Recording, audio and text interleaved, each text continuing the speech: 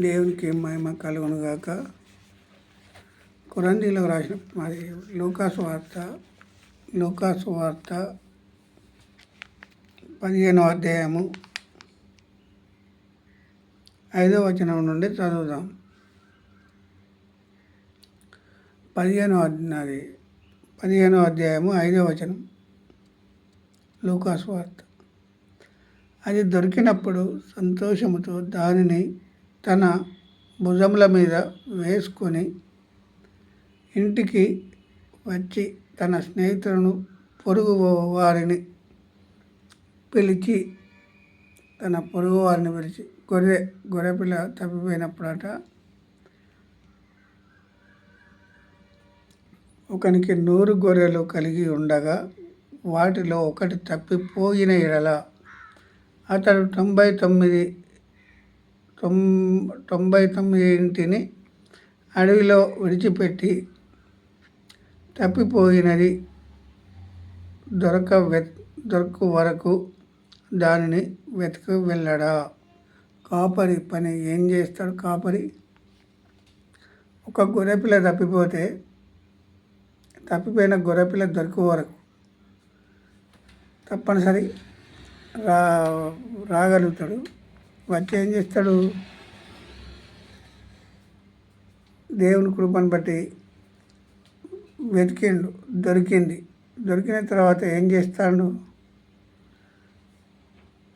స్నేహితులను, ఇరుగు పొరుగు వారిని పిలిచి అది నా పోయిన గొర్రెపిల్ల దొరికిందని పండుగ చేస్తాడు, సంతోషపడతాడు, వాళ్ళతో సంతోషపడతాడు, వాళ్ళను కూడా సంతోషించు అన్నాడు దేవుని కృపను బట్టి. ఎందుకంటే 100 గొర్రెలు ఉన్నాయి. మరి ఒక గొర్రెపిల్ల పోతే పోనీ అని అనుకోలేదు కదా. 100 గొర్రెలు ఉన్నప్పుడు 99 గొర్రెలను అడవిలో వదిలిపెట్టిండట. గొర్రెలు ఎవరు? విశ్వాసులే గొర్రెలు. ఒక్కడు కనుక రాకపోతే మందిరానికి ఈ కాపరి అడగడు, ఆ కాపరి ఆయన దగ్గర రాడు ఇప్పుడు. ఎందుకంటే 100 మంది వస్తున్నారు కదా, 100 మంది వస్తున్నారు కనుక అడగడు. ఎందుకు అడగడంటే ఈ విశ్వాసి పోతే పోని, మరి ఈ విశ్వాసి పోతే పోని అని ఎందుకు అనుకుంటాడు? ఇంకా నాకు తక్కిన గొర్రెలు ఉన్నాయి కదా, నాకు తక్కిన విశ్వాసులు ఉన్నారు కదా, వారితో నాకు పని, ఈ ఒక్కరితో నాకేం పని అనుకునే సంఘాలు వచ్చాయి ఇప్పుడు. ఒక్కరితో నాకేం పని అని అనుకునే సంఘాలు వచ్చాయి. మరి ఇక్కడనో 99 గొర్రెలు అడవిలో వదిలిపెట్టి ఒక గొర్రెను వెతకడానికి ఇక్కడ రాయబడి ఉన్నది. ఇప్పుడున్న సేవకులకు ఏమర్థమైంది? విశ్వాసం లేని అనే మాట రాయబడి ఉన్నది. అయితే దొరికినప్పుడు సంతోషంతో దానిని భుజముల మీద వేసుకొని ఇంటికి వచ్చి తన స్నేహితులను, పొరుగు వారిని పిలిచి, మీరు నాతో కూడా సంతోషించుడి, తన తప్పిపోయిన నా గొర్రె దొరికినదని వారితో చెప్పాను కదా. ఎవరితో చెప్పిండు? స్నేహితులతో చెప్పిండు, ఇరుగు పొరుగు వారితో చెప్పుకుంటూ సంతోషించిండు.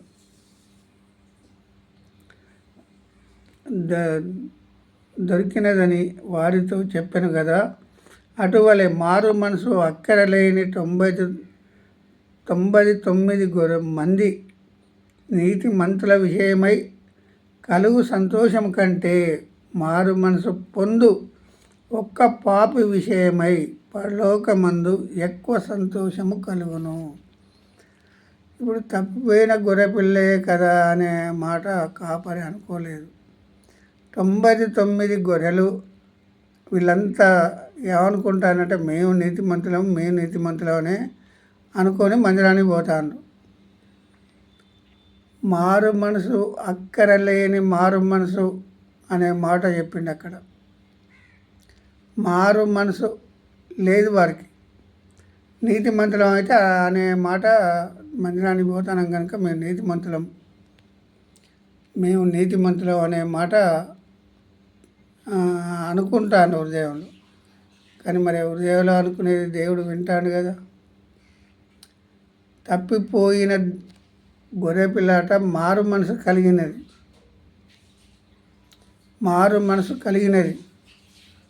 ఇప్పుడు ఈ వాక్యము సేవకులకే గిడతలేదు. ఒక్కడు పోతే పోనీ విశ్వాసం రాకుంటేంది వస్తేంది, అతను వస్తేంది రాకుంటేందనే కాపర్లు ఇప్పుడు తయారయ్యారు. ఇప్పుడున్న కాపర్లలో నాకు ఇంకా 99 గొర్రెలు 99 మంది విశ్వాసులు ఉన్నారు కదా. వారు నాకు దశమ భాగాలు ఇవ్వాలి, కానుకలు ఇవ్వాలి. వారిస్తే నింపేదాగైతే కానీ ఒక్కడిస్తే నింపేదాగైతేనా అనుకునే సేవకులు ఇప్పుడు తయారయ్యారు. పరలోకమందు ఏమని చెప్పిండు? పరలోకమందు ఎక్కువ సంతోషము కలుగును. ఒక్క మారు మనసు పొందిన గొర్రె కనుక తప్పిపోయిన గొర్రె పిల్లను కాపరి దొరుకు వరకు వెతికినప్పుడు ఇరుగు పొరుగు వారిని సంతోషం వారిని స్నేహితులను పిలిచి పొరుగు వారిని పిలిచి సంతోషించుండి, నాతో పాటు మీరు కూడా సంతోషపడుడి అనే మాట రాయబడి ఉన్నది. మరి ఇప్పుడు ఒక గొర్రెపిల్ల రాకపోతే ఇప్పుడు కాపరి వెతికే కాపరే లేడు. ఎందుకంటే దేవుడు చేసే కార్యము కంటికి కనబడదు, చెవులకు వినబడదు. అంటే దేవుడు చెప్పేటి వేరు, ఇప్పుడు మానవులు ప్రవర్తించేది వేరు. మానవులు ఇప్పుడు ప్రవర్తించేది వేరు, దేవుడు చెప్పేది వేరు. దేవుడు చెప్పేదానికి విరుద్ధంగా చేస్తాడు కాపర్లు ఇప్పుడు. అయితే దేవుని కృపను బట్టి మనం ఈరోజు బ్రతుకున్నాము, దేవుని కృపను బట్టే బ్రతుకుతున్నాము.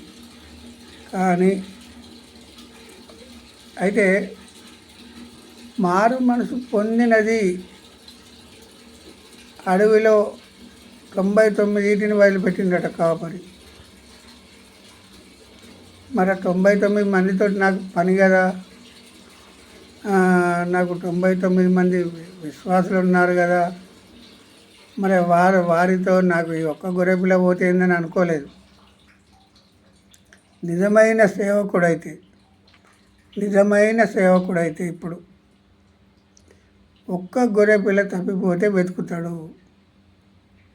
ఒక గొర్రెపిల్ల మారు మనసు కలిగినది తప్పిపోతే మాత్రం దాన్ని వెతకాలి. అసలు ఈ 99 మారు మనసు లేని నీతిమంతుల కంటే వీళ్ళందరూ నీతిమంతులు అనుకుంటారు. ఇది మందిరానికి పోయే వాళ్ళందరూ వాళ్ళే డప్పు కొట్టుకుంటారు. మేము నీతిమంతులం. పోయే వాళ్ళు నీతిమంతులు కాదు. తప్పిపోయిన గొర్రె పిల్లను వెతికినప్పుడు నీతిమంతుడు కాపరి. తప్పిపోయిన గొర్రెపిల్ల ఎక్కడైతే తప్పిపోతుందో అక్కడ వెతకాలి. భుజం మీద వేసుకొని వచ్చిందట ఆ విశ్వాసిని. కాలుకు ముళ్ళిరిగినా తీసిండు ఆ విశ్వాసికి. అయితే దేవుడు చేసే కార్యాలు కంటికి కనబడవు, చెవులకు వినబడవు. దేవుడు చేసేది కంటికి కనబడేది ఉంటే దేవుడు చెప్పిన మాటలు అంత తొందరగా అర్థం చేసుకుంటే, ఇప్పుడు మానవులందరినీ దేవుడే పుట్టించాడు కదా. మరి దేవుడు పుట్టిస్తే వీళ్ళెట్లా తయారు చేస్తాను? ఇప్పుడు పరలోక రాజ్యానికి వారసులుగా చేయడం లేదు. ఈ లోక సంబంధమైన బోధలు చేస్తూ, శరీర సంబంధమైన బోధలు చేస్తూ, నేను ప్రార్థన చేస్తే ఉద్యోగం వచ్చింది, నేను ప్రార్థన చేస్తే ప్లాటు కొన్నాడు, నేను ప్రార్థన చేస్తే ఇల్లు కట్టుకున్నాడు, నేను ప్రార్థన చేస్తే నీళ్లు పడ్డాయి బోర్లు. ఇందులో ఏ ఒక్క దానికైనా పరలోక రాజ్యానికి వారసునిగా చేసినట్టు కనబడుతుందా? మరి ఈ లోక సంబంధమైన బోధలు, శరీర సంబంధమైన బోధలు చేస్తే దేవుడు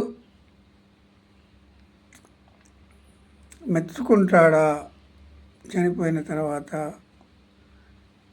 నువ్వు ప్రార్థన చేస్తే ఇల్లు పెళ్లి చేస్తే, నువ్వు ప్రార్థన చేస్తే వాళ్ళు పిల్లల కంటే, మరి దేవుడు కదా చేసేది కార్యం అంతా.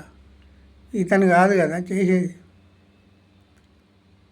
నీ ప్రార్థన విని దేవుడు అంగీకరించవచ్చు, కానీ దేవుడు చేసే కార్యాలు మనం వినాలి కదా.